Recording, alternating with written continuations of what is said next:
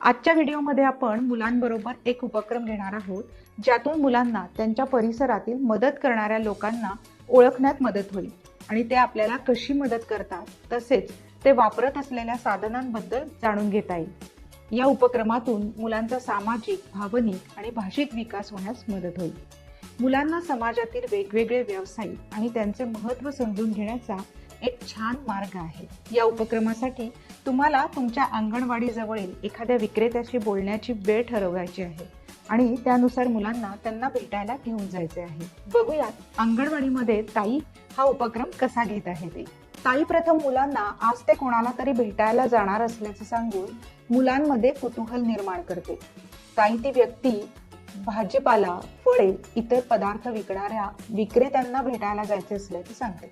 ताई मुलांना शिस्त पाळत एका ओळीत जवळच असलेल्या भाजी विकणाऱ्या दादाकडे घेऊन जाते। ताईने सांगितल्याप्रमाणे मुले आधी दादाला आदरपूर्वक नमस्कार करतात आणि नंतर प्रश्न विचारतात।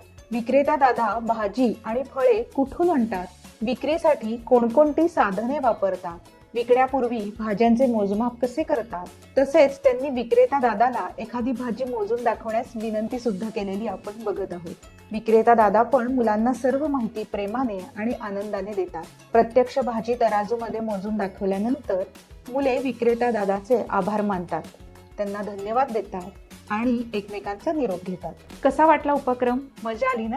तर याप्रमाणे तुम्ही मुलांना वेगवेगळ्या मदतनीसांची ओळख करून देऊ शकता आणि त्यांना त्यांच्याबद्दल अधिक जाणून घेण्यास मदत करू शकता। परत आल्यानंतर ताई मुलांना विक्रेता दादासाठी थँक्यू कार्ड तयार करायला सांगते। आशा आहे तुम्हीही मुलांबरोबर अशा पद्धतीचे उपक्रम घ्याल।